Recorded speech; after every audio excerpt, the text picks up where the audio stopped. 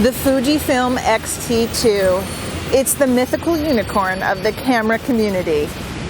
The autofocus is amazing. It's fun to use, but is it as great as everyone says? Tony and I have been using it for a few weeks. We're in London now testing it out, and we're going to tell you everything that's great and maybe not so great about this camera. 2 years ago, we reviewed the X-T1 with its original firmware, and it didn't go well. I keep getting the red AF thing, which means it couldn't focus properly. I swear, every time I try to record a video, I miss the record button like 4 times. The dials here are cool, but they all behave differently. I don't know, it's like 3 different people designed the dials. If you have face detection on, you can't change the focusing point. If I put my finger on the shutter button, it ignores my manual focusing instructions. Okay. The bracketing on mine, you can only do plus or minus 1 stop. These buttons, look at them, they're terrible. I know. It's not done yet. It feels like it's a beta product because it keeps, like stuff just doesn't work right. This Fuji's such a pain. But wait, after we published that review, Fuji did something no other camera manufacturer had ever done. They fixed everything they could for free. You could send your camera in and Fuji would replace the directional buttons for free. They released firmware update after firmware update, fixing little problems and adding brand new features to the camera. And those few things they couldn't fix in the X-T1, they fixed in the X-T2, and it's damn near perfect. The controls on this camera are brilliant. They're second to none. They completely disposed of the LCD screen on the top and the whole concept of aperture mode, shutter priority mode. You don't have to think about that. You just think, do I want aperture set automatically or manually? If so, I set it from the lens. Do I want my ISO set automatically or manually? I set it right here. Same thing with the shutter speed and then a separate dial for exposure compensation. It's so nice to have this tactile, almost analog controls. The one thing I'll warn you about though is to get one of their fixed aperture lenses because your kit lens has an aperture ring, but it's not marked. Thus, when you change the aperture, you actually have to turn the camera on and look at the LCD screen, and that throws the whole thing off for me. One thing they didn't change that I would have preferred is if they added a touchscreen. It makes it easier to review photos and zoom in, and I think it's the way of the future, so maybe they'll add it next time. If budget isn't a concern, the X-T2 is our favorite travel camera. It's quite a bit smaller and lighter than a DSLR. It's bigger than, say, the Sony and Olympus travel cameras that we like, but they're often too small for us. Like almost every other Wi-Fi camera, Fuji's smartphone app is slow and frustrating.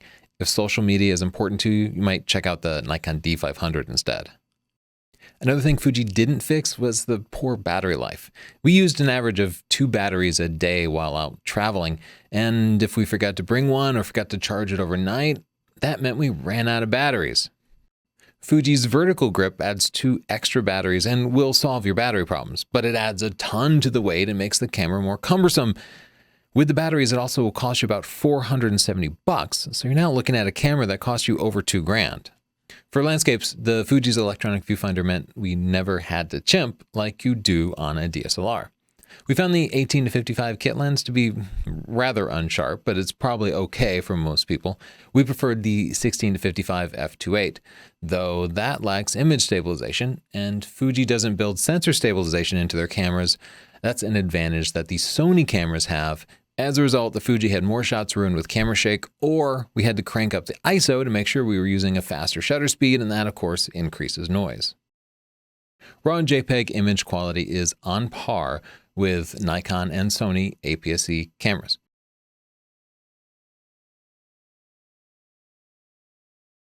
Contrary to popular belief, this camera does not beat full-frame cameras, and we did find that it had about twice as much noise. Though we got sharp results using high-end zooms, we do wish Fuji would give us the option of a 36 or 50 megapixel sensor to let us capture even more detail. The X-T2 is good for portraits, but not great. Eye detection autofocus can automatically focus on the eye, which would be a huge advantage over DSLRs, except it only worked about 2/3 of the time. Compared to the Sony autofocus system, which works more like 95% of the time, we found it kind of frustrating, and it meant sometimes your camera wouldn't be taking a picture because it couldn't find focus, and that's frustrating for both the photographer and the model who's sitting there wondering why you stopped shooting. Fortunately, the Fuji had a thumbstick, which let us manually select the focusing point just like we would on a DSLR. We hope Fuji can improve the eye detection autofocus with a firmware update. One big advantage the X-T2 has over the Sony cameras is dual memory card slots. That means you won't ruin your entire career if a memory card fails during an important shoot. For weddings, the Fuji has silent shooting, which is a big advantage over noisy DSLRs when you're shooting in, say, a quiet church. I'll definitely bring the X-T2 as a second body for use during ceremonies. All right, let's see. Did I do it? That did it. It's back alive. You're supposed to be the IT professional. I turned it off and back on again. Gotta bring in the brains. Let's go. When we reviewed the X-T1 2 years ago, Fuji wasn't shipping any portrait lenses. Now you can choose from two excellent lenses, the $1,000 56mm f1.2, which creates results like an 85mm f1.8 would on a full-frame camera. The other option is a $1,600 50-140 f2.8, which creates images resembling a 70-200 f4 on a full-frame camera. Both are extremely sharp and worth the high prices. The 50-140 had no focus breathing and produced sharper results than our Canon 70-200 f2.8 on a 50 megapixel 5DSR.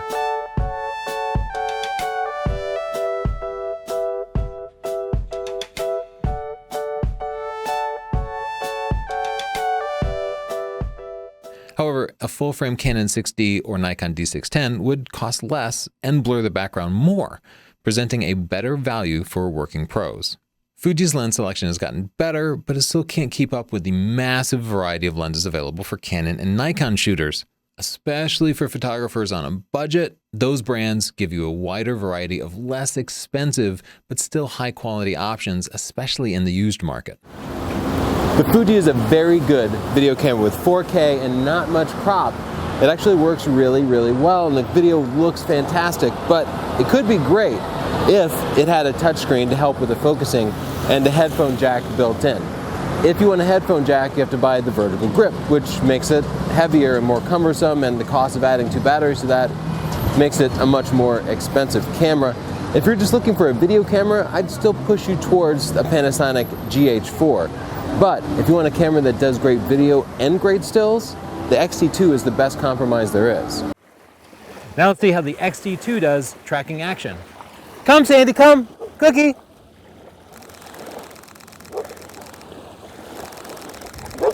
The X-T2 is the best mirrorless camera we've ever tested for sports, thanks to its continuous focusing, high frame rate, good buffer, and thumbstick. However, dedicated sports shooters will still be happier with a Nikon D500. Shooting soccer, the D500 grabs focus faster, and Nikon's 3D focusing does a better job of tracking a subject moving across the frame. The D500's optical viewfinder eliminates the X-T2's tiny amount of viewfinder lag. However, for casual sports shooting, I actually preferred the X-T2 because its silent shutter didn't disturb the other sideline parents.